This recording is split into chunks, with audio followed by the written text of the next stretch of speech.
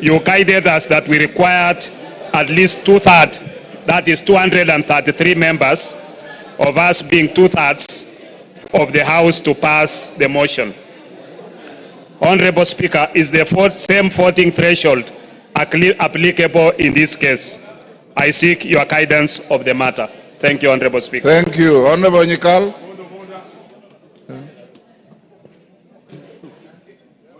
Yes, Milemba. Honorable Shinali, retreat quietly and dress up and come back. Thank you, Honorable Speaker. Honorable Speaker, the business before this House is one which requires us to vote on the nomination of a person to fill a vacancy in the office of the Deputy President in terms of Article 149 of the Constitution. Honorable Speaker, as is a practice before the House takes a vote on a matter, members are accorded an opportunity to debate and give their views on the business before the House. Honorable Speaker, to this end, I seek your guidance on whether we shall be given an opportunity to debate on the nomination and give our views. Thank you, Honorable Speaker. Wangwe.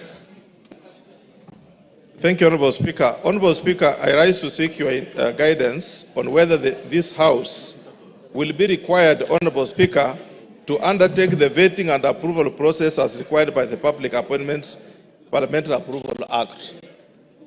Number two, Honorable Speaker, of my concern is that, Honorable Speaker, Article 124, particularly subsection 4 of the Constitution, provides that when a House of Parliament considers any appointment for which its approval is required under the Constitution or an Act of Parliament, the appointment shall be considered by a committee of the relevant House, and the committee's recommendation shall be tabled in the House for approval.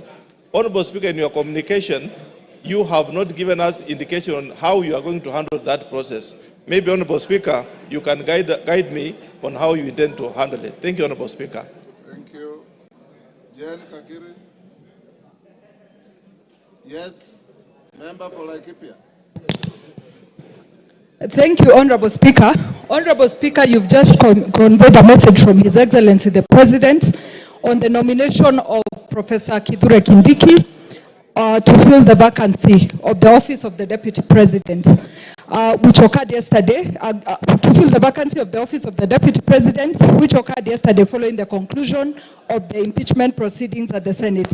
Honorable Speaker, we are now here to vote on the nomination as required by the Constitution.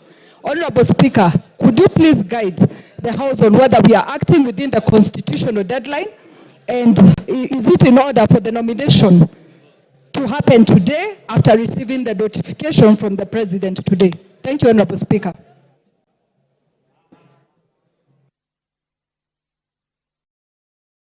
With those clarifications sought by members after the House Business Committee meeting, honorable members, I will now require the Deputy Speaker to come to the chair and carry on with the proceedings. Members of the House Business Committee, move to room 9 for a meeting, whereafter we will resume the proceedings of the House. And I'll guide the issues raised by Honorable Pukose, Jen Kakiri, Wangwe, and Omboko Milemba at the next resumption. Yes, what's your point of order, Honorable?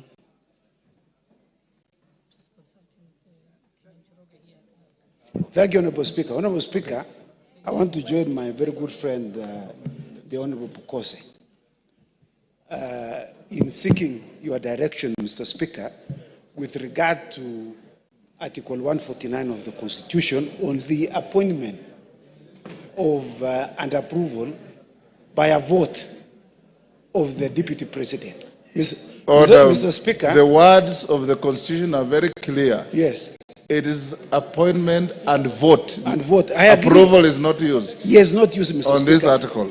Mr. Speaker, you know, this Constitution we are borrowed heavily from the U.S. Constitution. The 25th Amendment of the US Constitution, which was passed in 1967, has a similar provision that provides that a vice president shall be nominated by the president and approved by a vote by the House. It uses the words confirmation, Mr. Speaker. Previously in the United States, Mr. Speaker, before the 25th Amendment, there was no similar provision. In fact, there was in the past, before 1967, there was a cumulative of 37 years when there was no vice president, when one either passed away or one was appointed became the president. And so, Mr. Speaker, we would like you to express yourself with regard to this issue. What is the threshold? On the removal of the deputy president is 2/3. So is the approval or by vote of the deputy president 2/3? Because it's not provided in the Constitution. Honorable Chepkonga. Yes. If you are paying attention, you are saying exactly what Bukose said. Oh, I'd walked out. And you are sitting next to him. No, I walked out, Mr. Speaker. Yes. I walked out. So word for word, what you are asking me to say. Yeah, he has stolen from me, Mr. Speaker. Yes. Yes, Wamboka. DK, if you want to catch the speaker's eye, there's no provision for you to stand up. You sit and I'll give you. Yes, Wamboka, member for Bumula. Honorable Speaker, as you are aware, Article 118 of the Constitution requires this House to facilitate public participation in its legislative and other business of the House. Honorable Speaker, the issue of public participation is a sensitive matter which has often attracted debate and court challenges. Indeed, our recent experience in considering the special motion for removal of the Deputy President made us even appreciate better the need for public participation. Honorable Speaker, with this in mind, please guide this House on whether we shall be expected to conduct public participation in voting for the nomination to fill the vacancy in the office of the Deputy President. Thank you. DK. Thank you, Mr. Speaker. I'm rising on a point of order, still on the same issue that I need your guidance. Looking at His Excellency the nominee, we just vetted not more than 2 months ago, and that implies not more than 6 months ago. And the questionnaire that is expected is still the questionnaire that we used. Why don't we use the same motion and we use the same output and we just put the motion and we put the question and we finish today? Thank you. Daud. Yes. Thank you, Mr. Speaker. Mr. Speaker, it's great that Honorable Kithure Kindiki has been nominated by the President. My question is, Mr. Speaker, will IEBC have to be involved as the same was done during the election, or it is not a factor in this case? While I congratulate Kithure Kindiki for nomination. Donya, what is it? Mr. Speaker. On the same issue? Yeah, on the same issue. Go ahead. He's saying that we use the same questionnaire that he used as the interior for the position of the Deputy President. He's incorrect because you cannot use the same questions when it is a different docket. He's out of order. Thank Mr. you for Speaker. helping the Speaker. Yes, member for Langata.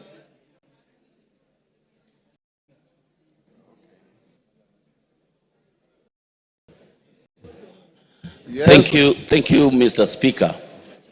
Having seen how things move very fast in this House, let me take this opportunity to congratulate the newly appointed Deputy President. Order Jalango.